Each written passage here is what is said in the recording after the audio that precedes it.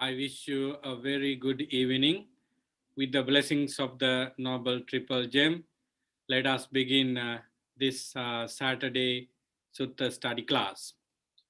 Let me begin the Sutta study class by paying our homage to the Buddha by reciting the Namo Tassa 3 times in Pali and also in English. Sadhu, sadhu, sadhu. Namo tassa bhagavato arahato samma sambuddhassa. Namo tassa bhagavato arahato samma sambuddhassa. Namo tassa bhagavato arahato samma sambuddhassa. Homage to the Blessed One, the Worthy One, the Fully Enlightened One. Homage to the Blessed One, the Worthy One, the Fully Enlightened One. Homage to the Blessed One, the Worthy One, the Fully Enlightened One. Sadhu, sadhu, sadhu. Welcome to Saturday evening Sutta study class. Our purpose in this class is to discuss the Dhamma, which is very nice in the suttas, and get knowledge about the Dhamma to accelerate our practice. So those who join with us to know about the Buddha's teaching philosophically and also academically, they are also encouraged because we get each suttas that are important in the sense of Buddha's deep teaching, and they can get the knowledge, or they can revise their knowledge. They can advance their knowledge with these discourses. And those who want to develop their meditative experience still can get many things out of this discussion, because in the meditation you apply those teachings to deal with the negative things, so that you would be having winning moments in your meditation. So there are some of the important purposes of this sutta study class.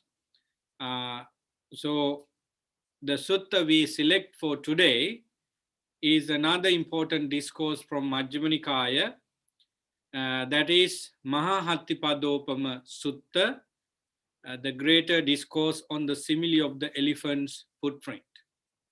Last week, if you remember, we discussed the shorter version of the Sutta, Mahattipadopama, and we talk about how the Buddha explained about himself and the Dhamma he taught, and also the Sangha to Janusoni Brahmin, who was really interested on the Buddha because of his friend's Vilotika's statement. And we also mentioned the fact that Venerable Mahinda, Arahant Mahinda from India, came to Sri Lanka with Buddhism, and that was the first discourse he selected for his dissemination of Dhamma in Sri Lanka. So depending on the time, we were discussing the important facts of the discourse, so that you know what exactly the Chulahattipadopama Sutta explained.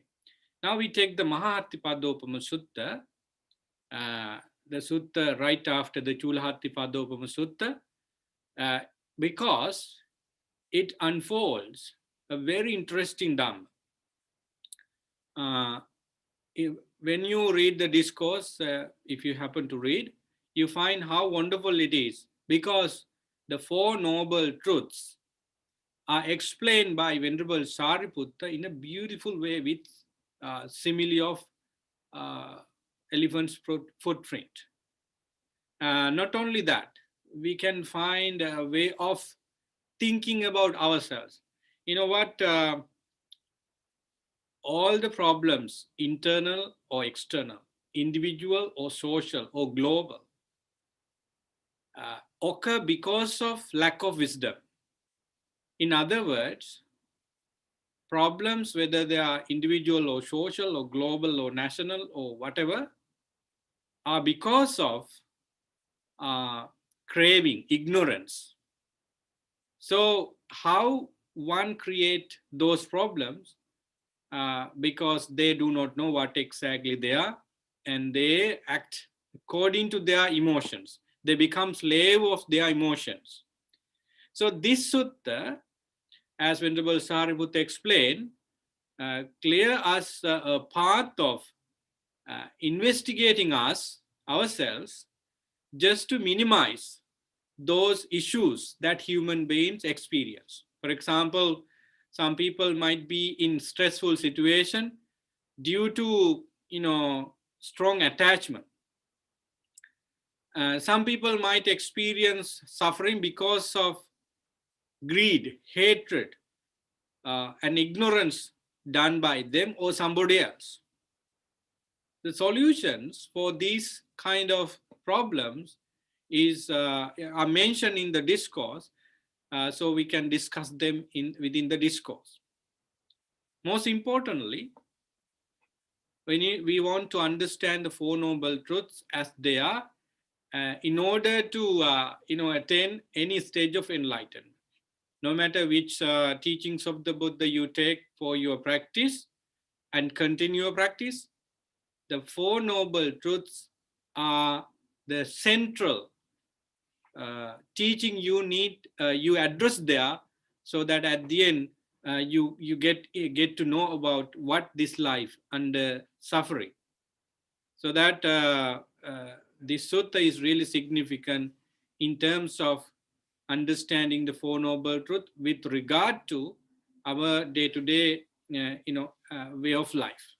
Without giving too much long overview about the discourse, let's get into the discourse so that you can understand what Mahatipadopama Sutta means for us. Thus, I have heard, on one occasion, the Buddha was living at Savatthi in Jeta's Grove, Anathapindika's Park. There, the Venerable Sariputta addressed the bhikkhus thus: friends, bhikkhus, friends, they replied. The Venerable Sariputta said this. So now you know that this sutta was not delivered by the Buddha to any person, but Venerable Sariputta. Buddha was at the Jetavanaramaya monastery while Venerable Sariputta led the Sangha of bhikkhus there in this sermon. Friends, just as the footprint of any living being that walks can be placed within an elephant footprint, and so the elephant's footprint is declared the chief of them because of its great size, so too all wholesome states can be included in the Four Noble Truths. Very good simile. In the flyer, if you saw it, I put a picture of 2 feet of elephant. So you can imagine how big it is. Everybody has seen elephants, and everybody is aware of the size of the elephant's legs, and also the footprint. And we cannot find any animals, any living beings in the planet Earth whose footprints is equal to elephant's footprint. So that we know the fact that elephant's footprint is the biggest, largest. Likewise, we have a lot of wholesome qualities in us, like compassion, kindness, perfect view, maybe patience, generosity, and gratitude, being able to accept things as they are. So we can name many mental wholesome qualities in us. They all could be put into the Four Noble Truths, or the Four Noble Truths is the whole package where all these mentioned teachings are included. That is what Venerable Sariputta mentioned. If you remember the first discourse of the Buddha, from there in that discourse he delivered the message that I understood the Four Noble Truths in 12 ways, including the Magga, Noble Eightfold Path. So from that first discourse to the last one, he have been, explaining the Dhamma directly or indirectly based on the Four Noble Truths. When he talk about the Paticca Samuppada, he has addressed the Four Noble Truths directly or indirectly. When he talk about karma, when he talk about mind, when he talk about the wholesomeness, unwholesomeness, any topic he took, he had put a link to Four Noble Truths, directly or indirectly. Therefore, this is the central teaching of the Buddha, so that Venerable Sariputta said it rightly, that the whole wholesome state in us could be, rightly put into the Four Noble Truths. In what for? The noble truth of suffering, in the noble truth of origin of suffering, in the noble truth of the cessation of suffering, and in the noble truth of the way leading to the cessation of suffering. I know that you all know the Four Noble Truths, so that there is no any difficulty in understanding or in naming the Four Noble Truths. We happen to discuss why we call these four things as noble truths. If I am not wrong, we discussed that, but I just want to say a few words about it, because dukkha could not be happy things for any person, any living beings. Dukkha is terrible. Suffering is terrible. How could that dukkha could be noble? Of course, we know that it is a truth. So, throughout our life, we have experienced dukkha, suffering, unsatisfactoriness many times in our life. Therefore, we know that it is a reality in us. But how could that become a noble truth? Friends, this is a universal truth. Suffering or unsatisfactoriness or dukkha, and the reasons for dukkha, and the cessation and the path leading to the cessation could be done by any human beings if they get the support. And it is applicable to each and every character in human realm, as well as divine, animals, and so forth. It doesn't mean that animals understand the Four Noble Truths, but what we discuss in the Four Noble Truths could be a reality with regard to animals as well, and hell beings and divine beings. Therefore, these four truths are universal. It is all about every living being. This is why these four things become noble. This is the first reason that I found. The second reasons why we tell these four truths as noble: whenever somebody, either human or a divine or any other, understand these four truths from their experience, that is the moment they become noble. That is the time they turn their normal life into a very respectable life. So if you understand that there is a suffering, ongoing suffering, and you see how suffering origin, and then you understand as this suffering originated, there is a way to let go of it, and this is the path for that. So you turn your nature from a mundane average to a kind of respectable, peaceful state. It is applicable to you as humans as well as divine and any other. So that these four things made living beings noble. Therefore, these four truths are called noble truths. That's why we call Chatu Arya Satya, or the Four Noble Truths. That should be understood by everybody as a basic things. Now in the discourse, Venerable Sariputta explained the Four Noble Truths in details.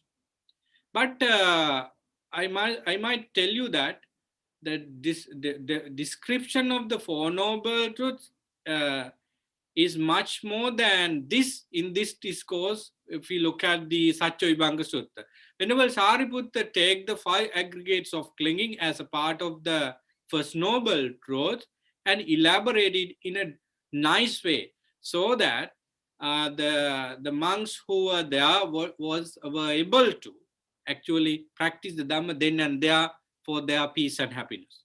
So I see that Venerable Sariputta in the Satya Sutta and elsewhere explain the Four Noble Truth in a beautiful way with more details. But here he simply named the Four Noble Truth and gives some kind of introduction. But what he does, take one part of the Four Noble Truth and elaborate, which is also very nice. So let me begin. He said, what is the noble truth of suffering? So the description is as birth is suffering, aging is suffering, death is suffering, sorrow, lamentation, pain, grief, and despair are suffering. Not to obtain what one wants is suffering. In short, not to obtain what one is suffering. And in short, the five aggregates affected by clinging are suffering. So, Jatipi Dukkha, the birth is suffering. Jarapi Dukkha, Vyadipi Dukkha, Maranampi Dukkha. Then, Apyehi Sampayogo Dukkha, Pyehi Vipyogo Dukkha, Yampicha Nalabiti Tampi Dukkha. And you can find different type of suffering. It's a whole, discussion. If you go into details of each factors of suffering, reasons of suffering, sort of suffering, it takes whole hour. But I just name them only here because of the time constraint. You know what exactly suffering is. So suffering should be understood clearly as birth, aging, sicknesses, death, sorrow, lamentation, pain, grief, despair, and also others. Finally, we have five aggregates of clinging, Panchupadanaskanda. This is the suffering according to Venerable Sariputta. And then what is the, instead of going to the second noble truth, Venerable Sariputta takes the five aggregates of clinging as a suffering to define more Dhamma there. So that's what we have in the discourse. What are the five aggregates affected by clinging? They are the material form aggregate affected by clinging, the feeling aggregate affected by clinging, the perception aggregates affected by clinging, the formation aggregate affected by clinging, and the consciousness, vijnana, aggregate affected by clinging. So as I said you earlier, Venerable Sariputta take the last but very important aspect of suffering to elaborate the suffering. So five aggregates of clinging. What are the five aggregates? Form, rupa, vedana, feeling, sanya, perception, sankhara, mental formation, and vijnana, consciousness. These are the five aggregates. In essence, they are not that terrible. When we say five aggregates, they are not that harmful. They are very innocent. But what is the problem with the aggregates? Actually, the problem arises when humans or any other living beings attach to the five aggregates. So basically, what is form? Actually, Venerable Sariputta explained it here, but basically what is form? What are feelings? How originate these feelings are? And what is perception? What is sankhara or mental formation? How could we define consciousness? These are some of the important questions we keep in mind in understanding the five aggregates.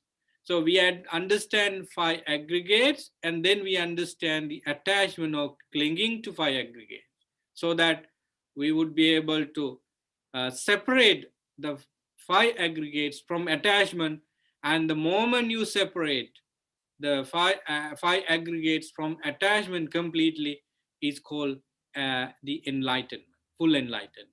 So in order to go to that level, we should know what exactly the suffering behind the five aggregates. Let's go into the discourse. What is the material form aggregates affected by clinging? It is the four great elements and the material form derived from the four great elements. So aggregate form aggregate rupa khanda means the four great elements and derived four great elements. That is how the Buddha and also here Venerable Sariputta define rupa khanda. How and where we understand this? Actually, the form aggregate is created within our mind. For example, we see people, chairs, cars, and many things when we open our eyes. So you see all these objects. So when you see people, these objects and things, you create a mental image in your mind about what you see. So I can see the Buddha statue behind me through the screen. So the Buddha's image in my mind as a memory is renewed when I see it. So now there is an image of the Buddha in my mind, and not only one, many within a 1 second we can create lot of thousand and thousand image of the Buddha. So that we call it aggregate, form aggregate, rupa khanda. Skanda or khanda in Pali means the mountain. So therefore, we have mountain-like images, huge, store of images in our mind. For example, let me remind you your own house where you was born. Now you remember how you spend your childhood, and you see your parents, and all these images by that name home or birthplace come to you right now, and they where did they come from? It is from the memory box. So you have a memory box in your mind called memory. There you have images, pictures.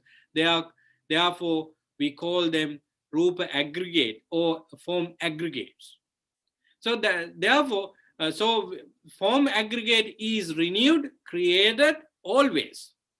When we see pictures from our eyes, when we hear sounds, when we taste, when we smell, and when we touch things from our body, and also when we think, through these six ways of behaving, we can create many thousand billions form. Therefore, rupa aggregate is always renewed, continue to renew, continue to produce more images. So what about the way feeling aggregates, vedana kanda? When we have form aggregates activated in each millisecond, you of course let vedana and also perception, sanya and sankara, mental formation, and also consciousness to arise. You let these four aggregates to function well with the rising of form, right? Let me explain you this from a simple example. Suppose you turn like this towards your right and see somebody passing by making a sound.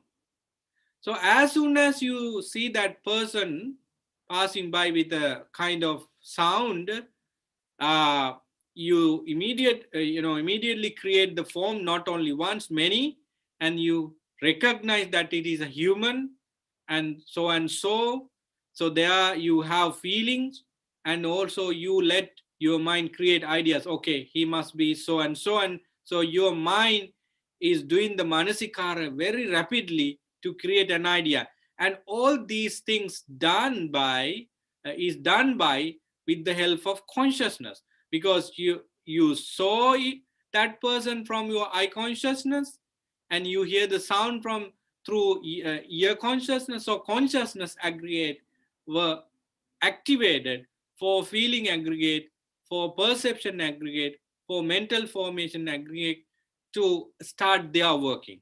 So with the fraction of seeing or hearing, you create the 5 aggregates. Still, this is harmless because you have just aggregate.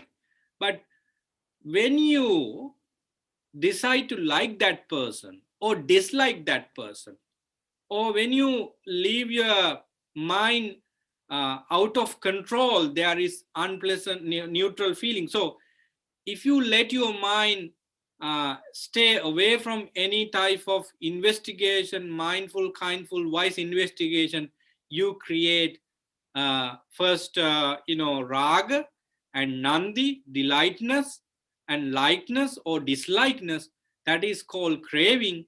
And now you let your mind go with the craving and then later it leads to attachment. So just the aggregate are innocent in my way of explaining, but the problem is with the attachment part or craving part. So that is actually my take at the very beginning of the 5 aggregates. Venerable Sariputta explained this beautifully in the discourse. Let us see how he said. So now you know what is form aggregates, and instead of going to the other aggregates, Venerable Sariputta explained the form aggregate in details here, and I go for that. What, friends, is the earth element? Venerable Sariputta said that form aggregates is 4 great elements and derived 4 great elements. So now he is explaining the Patavi Dhatu, earth elements. When we talk about the 4 great elements, Patavi, Apo, Tejo, Vayo, friends, that is the fundamental of material things. That is the fundamental of Rupa. There is no any division after this. This is the whole very deep teaching of the Buddha about the material things. So 4 great elements. In some places, Buddha talks about the space. Even here, I think, not here. In other places, Buddha talk about 6 elements. A space element and consciousness element, and also these 4 great elements. So why we do talk about the 4 great elements or 6 great elements? Because we are the fundamental or the basic of us also these 4 great elements or 6 great elements. And if you understand yourself as a combination of 4 great elements or 6, there you you don't want to have ego mind. So you understand as a fragile human being, so you feel that you are impermanent. Based on that, you feel that you live in only for a short period of time, because this body is a made up of 4 great elements or 6, so that you turn your mind 90 degree from unkindness to kindness, from normal average mind to a very pure state of mind, because you understand yourself as a combination of 4 great elements. I don't say that everybody who knows themselves as 4 great elements come to this conclusion, because there are scientists, there are biologists, and there are all kinds of scholarly people know about this 4 great elements and other elements, still crave for life, still make a lot of confusion among humans, and they end up their life with so much misery, so that we cannot give a 100% guarantee that everybody who understand the four great elements come to a spiritual conclusion. But those who follow the Buddha's teaching get this with the purpose of getting rid of ignorance, getting rid of craving and attachment to the five aggregates, so that they actually get the four great elements in a spiritual sense. So Buddha said, Venerable Sariputta said here, what is the earth elements? The earth elements may be either internal or external. What is the internal earth elements? Whatever internally belonging to oneself is solid, solidified, and clung to. So the earth element could be external and internal. And it has the nature of solidity. Anything belongs to earth elements or Patavi Dhatu has that nature. Suppose we take this mouse, okay? So when you touch this mouse, you feel that rough nature. Suppose you touch your hair, you feel that tough nature, solid nature. And so long you touch anything and if you feel that, even the ice, you take ice cube and a snowball, you touch it, you feel that solid nature. But if you put the ice on a hot temperature, it becomes water, then you don't feel that hot, rough and solid nature. But it has that nature before it is melted. So basically, but the nature of Patavi Dhatu is solidity or solidified, as mentioned Venerable Sariputta here in the discourse. Now we are going to understand what kind of internal earth elements are there. That is very important. Head hair, body hair, nails, teeth, skin, flesh, sinews, bones, bone marrow, kidneys, heart, liver, diaphragm, spleen, lungs, intestine, mesentery, content of the stomach, feces, and whatever else internally belonging to oneself is solid, solidified, clung to. This is called the internal earth elements. Right now, you can understand that those body parts out of 32, many of them belongs to earth elements, Patavi Dhatu. Many of those body parts has the nature of Patavi Dhatu. They are called internal earth elements. Still, you know what exactly we talk about. There is nothing extraordinary teaching comes behind. Now we come to that. Now both the internal earth elements and the external earth elements are simply earth elements, and that should be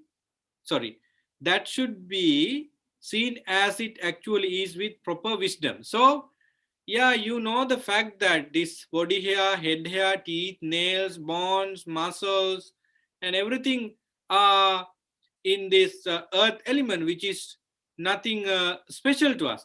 But how do you see as they are? That is important. Just to arouse wisdom. This is not mine. This I am not. This is not myself. When one sees it thus as it is, as actually is with proper wisdom, one becomes disenchanted with the earth elements and make the mind dispassionate towards earth elements. That is very important. So why do we recognize our body, especially with regard to earth elements? Because we attach to this body assuming that I exist. It is me, and I am the one who goes from this moment to next moment, from today to tomorrow, from tomorrow to day after tomorrow. This self-view is always in living being's mind. So long you consider this body is me or I or myself, you cannot avoid problems. The path of avoiding problems, creating problem, is the way of thinking that this body is not mine, this I am not, and this is not myself. So let's take the head hair and the body hair, the skin, then the teeth, nails. So you take each of these body parts and now investigate mindfully. Okay, the head hair is black or white, it turns to white and it is breakable. Why this happened? You investigate like that. Because of the nature of the earth element, is breakable. Friends, the prominent elements of those body parts are earth elements. Remember, the other three elements also are included or uh, in presence in these solid body parts. For example, let's say muscles. So in muscles, the prominent element is solidity, patavi dhatu, but you have the apo dhatu, water, and also heat and air in that. They are not prominent. The prominent elements of muscles is, or the bones, or the head hair, body hair is earth. That's why they are called patavi dhatu.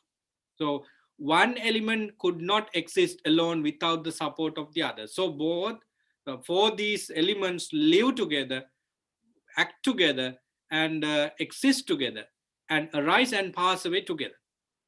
So that's what we need to understand in terms of getting the big picture of the four elements. So when you come to practice just to let go of I, me, and myself, which create so many problems, you have to meditate or contemplate uh, you as for Patavi Dhatu, especially with regard to those prescribed body parts in the Patavi Dhatu.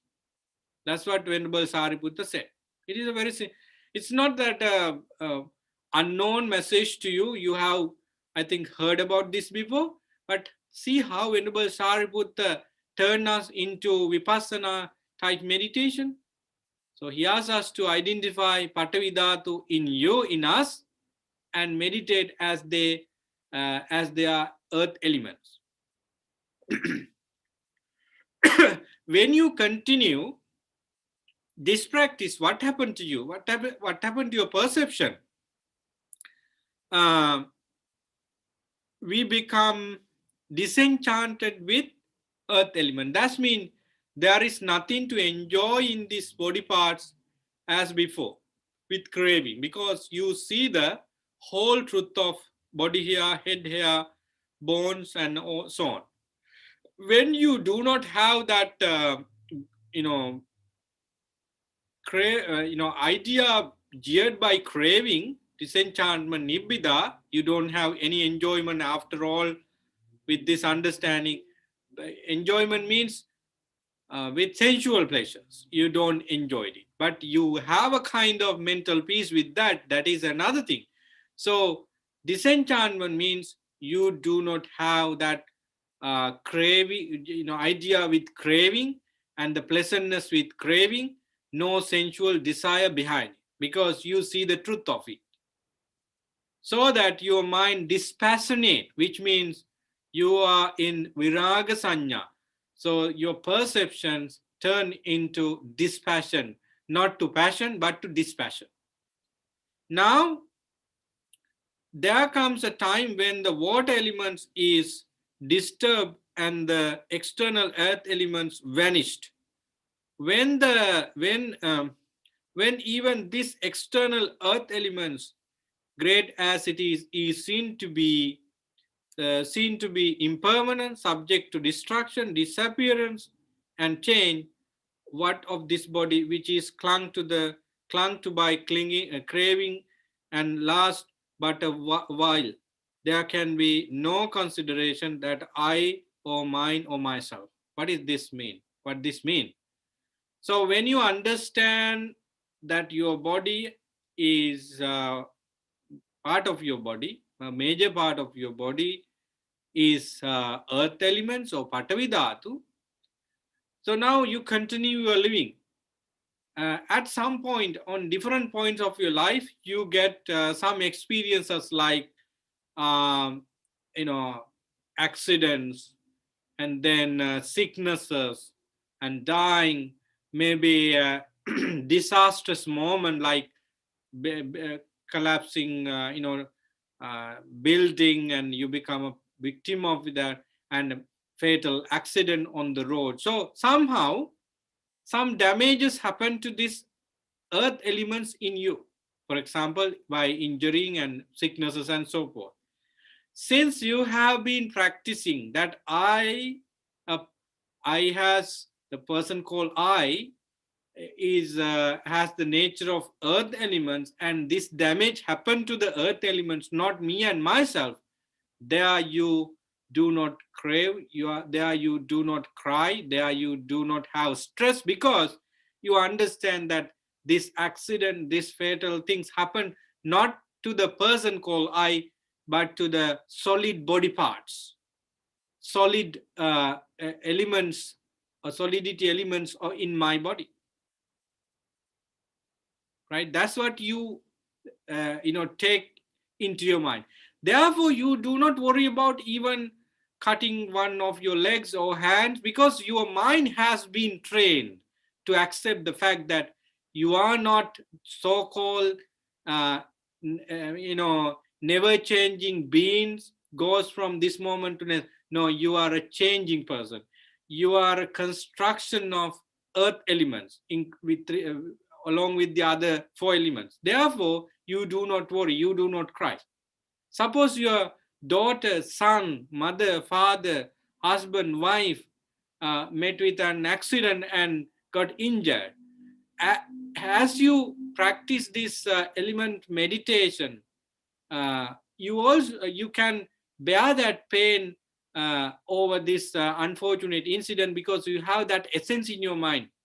You understand that it happens to the four great elements. So that is how meditation on proper understanding on earth elements provide us a very peaceful ground. Let me go to the next.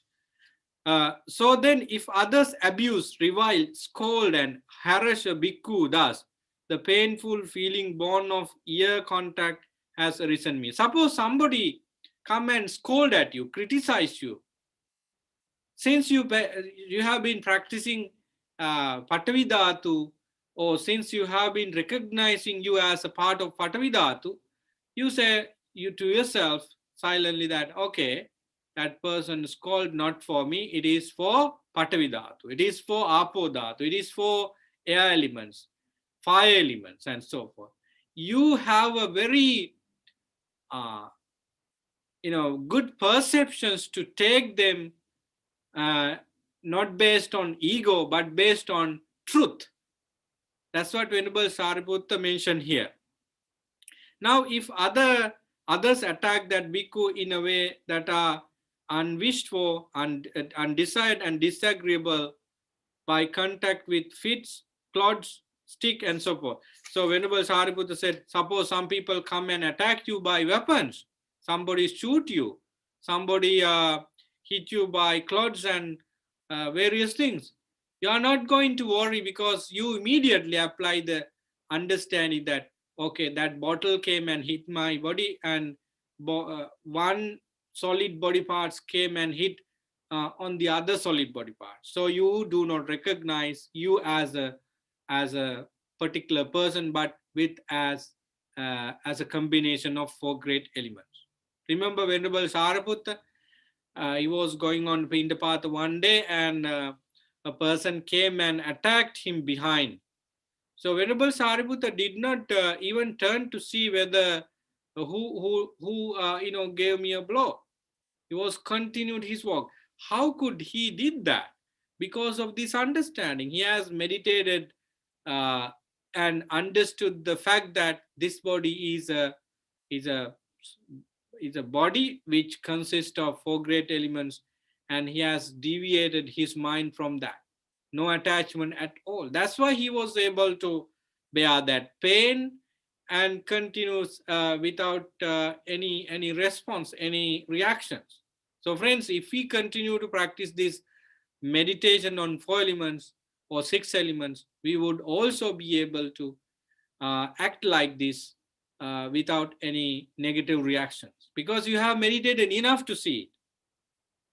When the bhikkhu thus recollect, now you have done uh, the investigation on your body with earth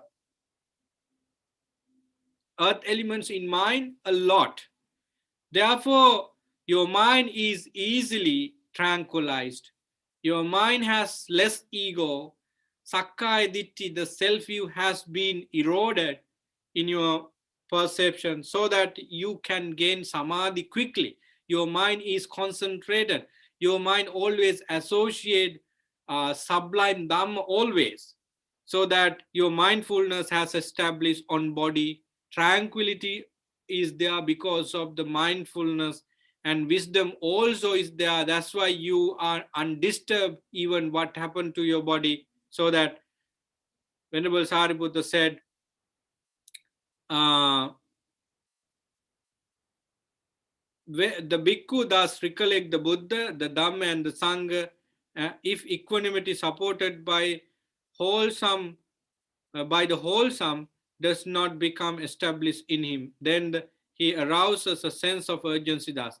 So long you practice the earth elements as your meditation and also other elements, so you not only bear those painful experiences and also happy things in equanimous mind, you also have the great reverence to the Buddha, Dhamma, and Sangha, because you learn this from the Buddha's teaching, from the support, with the support of Venerable Sangha, so that your devotions to the triple gem is enormous.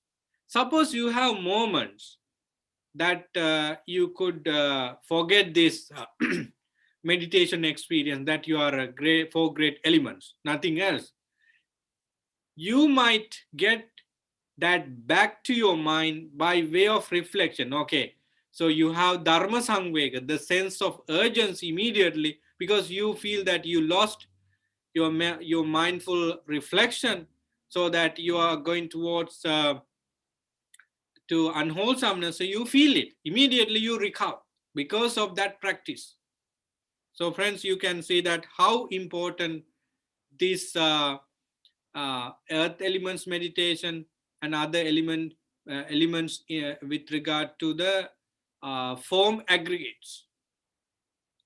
I do not go to repeat the water elements, the fire elements, and air elements, because the same line, same pattern goes to explain each different elements. So if you understand the the earth elements as it is, the same pattern should be applied to other 3 elements. So earth elements is water, Apo elements is water. It means not just water we drink. The water also has that nature of water elements, Apo Dhatu, something flowing, something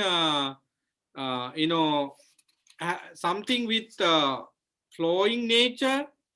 Let me see how Venerable Sariputta explain it. What is internal water elements? Whatever internally belonging to oneself is watery, and clung to that is watery nature. So in your body, what you have, the blood, we have mentioned, we have things mentioned by Venerable Sariputta here. Biles, phlegm, push, blood, sweat, fat, tears, grease, spittle and snot, oil of the joints, urine, and whatever else internally belonging to oneself is watery nature. So friends, I mentioned about the 32 body parts in Asubha Manasikara. So majority of those body parts belongs to earth elements, Patavi Dhatu, and rest is Apo Dhatu. We don't find any body parts belongs to Tejo and Vayo in the 32 body parts. They are many of them belongs to earth elements, and the rest is water elements. So the idea is very clear that you recognize yourself as 4 great elements. How about that? What kind of things happen to you when you identify yourself as 4 great elements? Your ego mind is gone. That should happen. And earlier you thought that you are so beautiful than others, so you showcase yourself as a holy, beautiful, important person. But when you understand yourself as 4 great elements, you of course know that this is impermanent. This is leading towards one end. Aging and dying could be there, so that you could not show you to others as beautiful and a very important person, very recognized important person with regard to the beauty. You feel embarrassed yourself when you have those things in your mind, because you know that how you and what you are. As a result, friends, you are egoless, so that you don't feel any grudge, any problem with anyone else, and you are not going to fight with anything too, because you know myself and everybody else and all the material things has this nature, 4 great elements. So this is how Buddha asks us to cut the attachment to form aggregates. So when you deal with the attachment to forms for elements, you of course know how to deal with the feelings and the attachment to feeling as well, and the perception and the attachment to perception, and the sankara, mental formation, and attachment to mental creations, and that consciousness or vijnana and attachment to consciousness. So the very idea of this important practice is to let go of attachment of 5 aggregates. So once you learn how to do it with the form, I don't think it's easier for you to do with the other 4, but you can find a pathway to go to the feeling, perception, mental formation, and consciousness. So it's 8:55. So if you have any concern and questions, please go through, because this is a very interesting discourse for somebody who knows about it, but for those who do not about full picture of 4 great elements and 5 aggregates and 4 noble truth, would be struggling a little bit. They might find waiving their knowledge and experience on the sutta, because it's deep. But so ask questions, ask different explanations, so that we try our best to explain, or somebody else can explain. Okay, so time is 55, 8:55, so we can spend nearly 10 to 15 minutes for question and concern. Yes? Bande, I think I don't know whether others have questions, but a very quick comment. Actually, it's not the elements itself is a problem, because we know the 4 elements. It's a perception, the distorted perception of the elements. Yeah. So there are some other sutras you can bring into this, because it's a perception of solidity of the elements. For example, Pena Sutra, or if you bring Satipatthana Sutra, Buddha talks about different parts, how the body is composed of so many parts. And he gives an example of a bag full of different types of seeds. So it's a composite problem. It's the picture, the perception, distorted perception of solidity because of the composite. It's called Ganasanja. Ganasanja, also many different ways of Ganasanja, but this is, it's called Ganasanya due to things put together. For example, Buddha said, look at that ball of foam going along the river. like if you examine it carefully inside, there is nothing. So because it's put together, like body parts put together, like as you said, the 32 parts, so it becomes a perception of a solidity ghana, meaning there is something solid out there, but really it's nothing. Because when you examine each part, they put together like a table. The legs put together, you call it a table. Yeah. So body parts put together. So it's a main, I think the main one, there is a, I think even a Patisampada Maggapali, they talk about, it's called the perception of like when you practice dissolution, and that will reduce the perception of solidity. I Yeah. think it's called Krayanupassana Bhaveti Ganasanya Pajahati. So in other words, when you see these things put together and you imagine there is a body, or one cell replaced with another cell, because body is always constantly changing. So you're saying, oh, the baby is growing, but really what's happening, one cell is replaced from another, and you have a perception of solidity, baby is growing, or we are getting old. So so it is, and that if you penetrate that, I think that's the one thing you need to penetrate to get into impermanence. Otherwise, it's just, we know intellectually, we know it's these are the four elements, the body is made of four elements, but unless you see the what's happening, the mechanism, and why we cling to this as a perception of solidity, we cannot penetrate through the impermanence and nibbida, viraga, nirodha. Like nibbida happens because we see, wow, this is a dream. This is something we clung to. Is really things put together. Just my idea.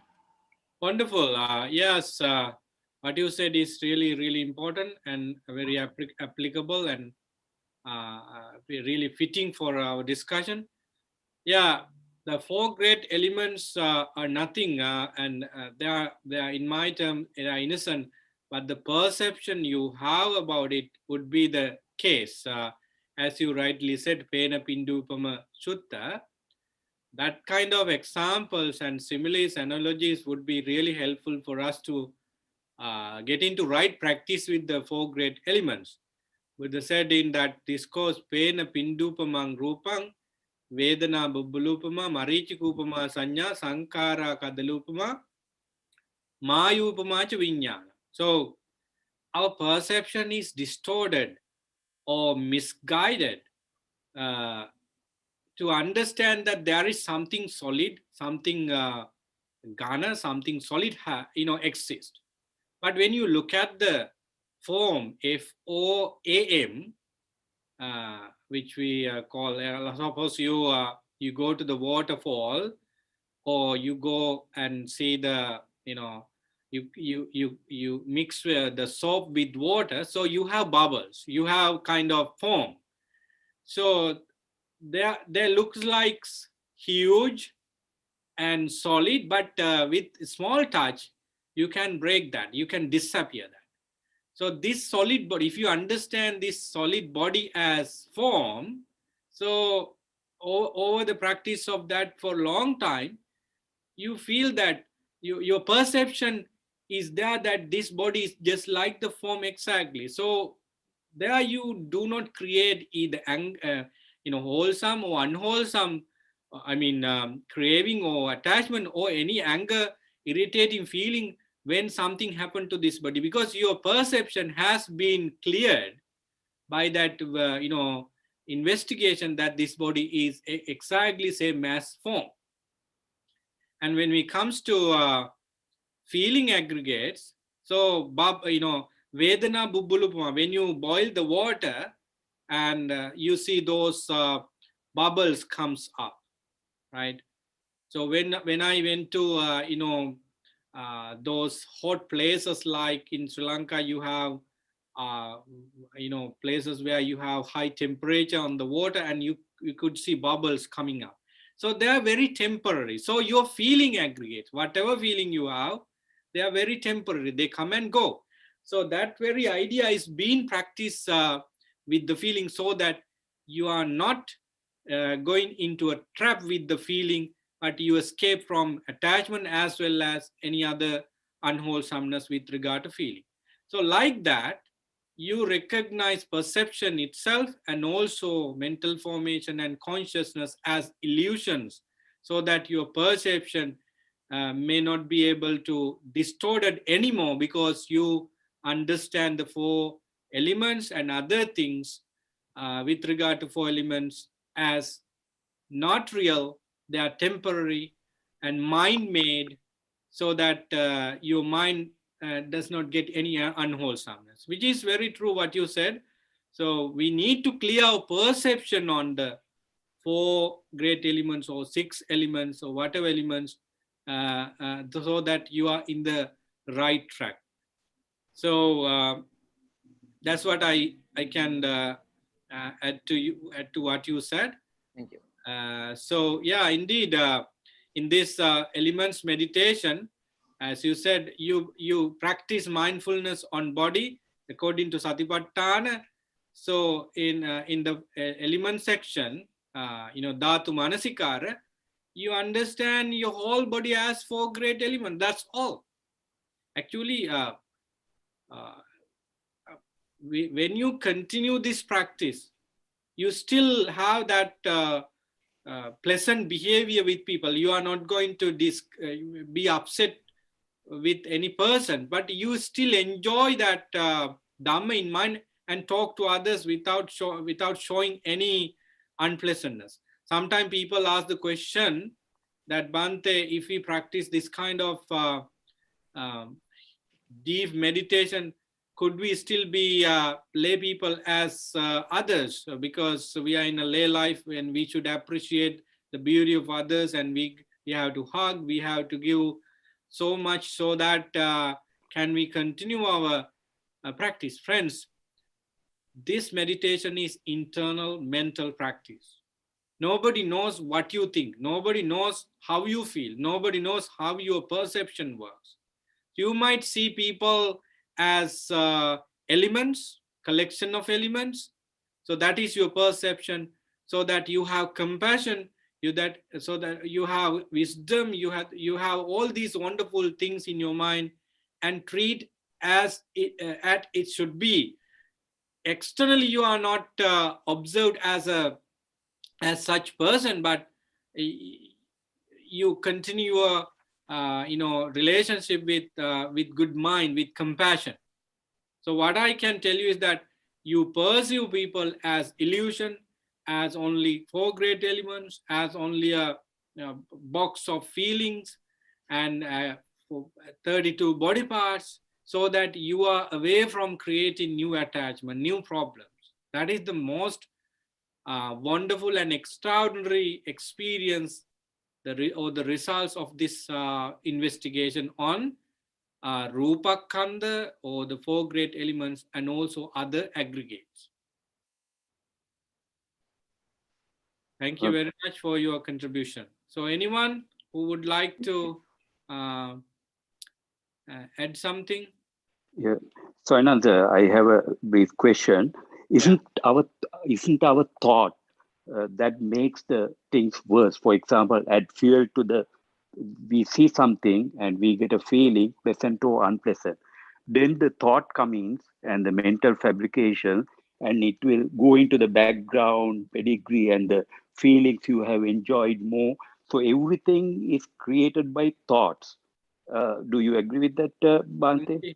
Indeed. No, why not? What you said is So, true, because so yeah, the form aggregates are being created through the sensors, and uh, what and who accept these form aggregates? It is the nama khanda, mental faculty. Basically, if we simplify, the mind is the creator of everything, as Dhammapada said at the very beginning of the Dhammapada. So it is true, definitely, the mind has been the main agent or the creator of suffering, either suffering or happiness. yes. So now my question is, if you can manage thoughts, for example, by four foundations of mindfulness, by the body feelings and being aware of the feeling rather than going into the thinking, there's a situation we can avoid a lot of thinking if you feel the senses by using foundations of mindfulness, we can avoid lot of unnecessary thinking going into past, future. And so we thinking can be used only when it is necessary for decision making. In day-to-day life, I might have to think something, I have to do it future.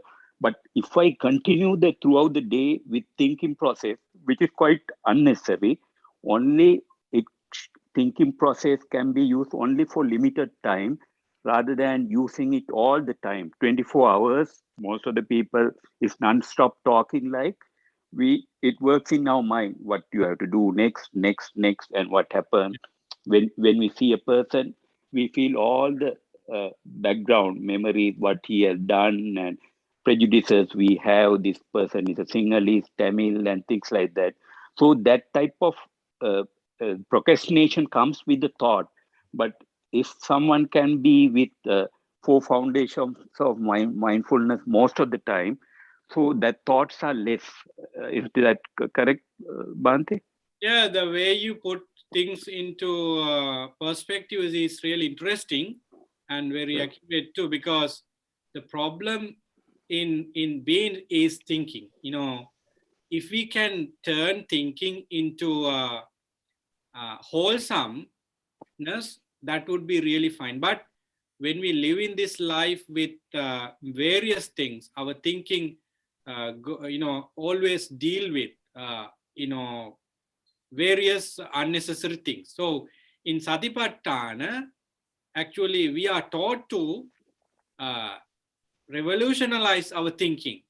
So mindfulness on body, feeling, in the mind and mental state are there for us to not only to practice mindfulness, but it allows us to actually practice samadhi and sammavayama on all the other qualities within the satipatthana. So therefore, practicing satipatthana is a key training for us to stop unnecessary thinking. That's where the Chittanupassana comes in. I guess Indeed. what it's talking about is mental proliferation, right? Yeah. Prapanya. Like, so the Sankara is kind of defined as Sankati Abhisankaroti. So we proliferate our thought process, and that's why we cling. Yeah. How we cling, and then we suffer.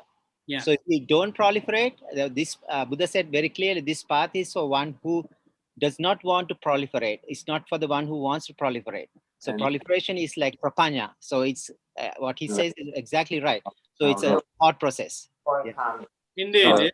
Yes. So if we have enough practice to stop mental proliferation, prapancha, and prapancha sanya sanka samudaya charanti, as the Buddha said in Madhupindika Sutta, there you have a benefits to stop usual typical thinking patterns. We know, as you and the gentleman before you said rightly, we happen to think one after the other. We cannot stop thinking.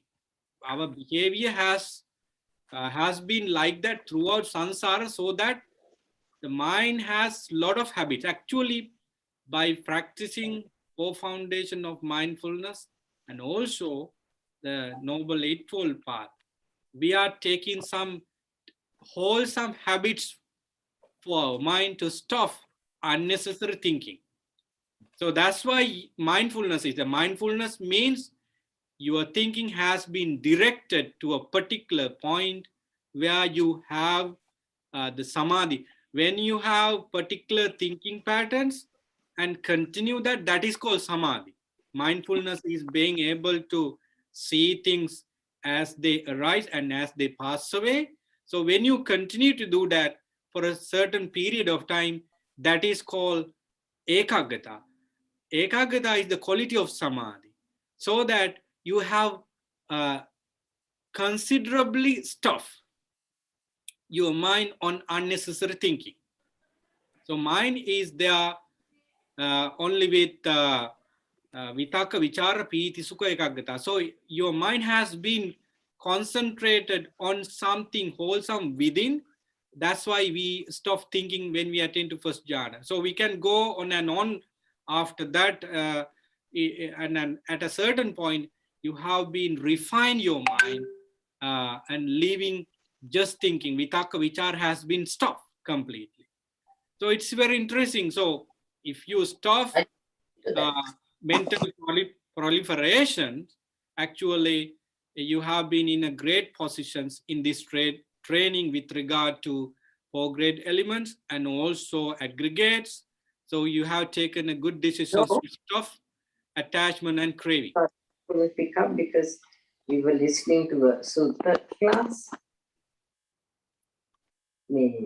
Thank you very much for your contribution. About what? So let me see whether I have any questions on the chatting box. I think I don't have. Who's Kamal? It's 9:10. So I think it's right. Clifford Bapa's son. What happened? To stop our Sutta discussion for the day because we have a lot to concentrate. So be mindful about the message of the Sutta. So it's about Four Noble Truths. Venerable Sariputta wanted to explain the Four Noble Truths with a simile of elephant footprints. But interestingly, he has been taking only one factor of the Four Noble Truths with regard to the first Noble Truth, the five aggregates. There he also take the form aggregates in details, and he's going to give kind of clear overview on how we should practice the Dhamma with regard to four elements and attachment to four elements, and then we added some other discourses, Pena Pindupama Sutta and Kaya Gata Sati and mental proliferation, and how we should train our mind to stop unnecessary thinking. So a lot of things were there in a sense. So thank you very much for your contribution in the discussion. And also I thank everyone who participate in the discussion. So I think some of the things Venerable Sariputta said at the end of the discourse are also interesting, but we can take them indirectly into Sutta discussion when we take other discourses, so that I do not want to have another session for Mahatipadopam Sutta. Only thing, if you simply want to remember the Sutta and the message of the Sutta, keep that simile in the mind.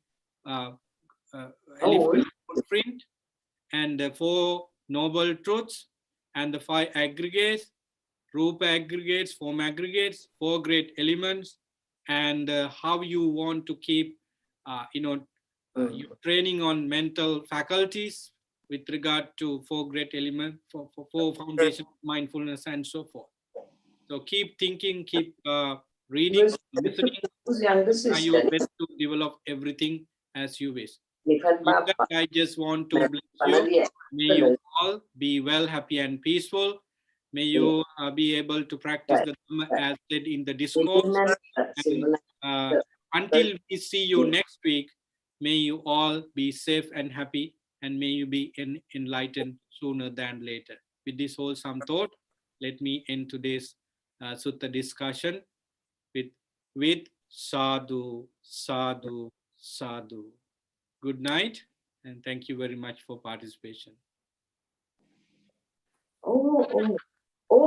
Right. Yes, I have mentioned that. The last time.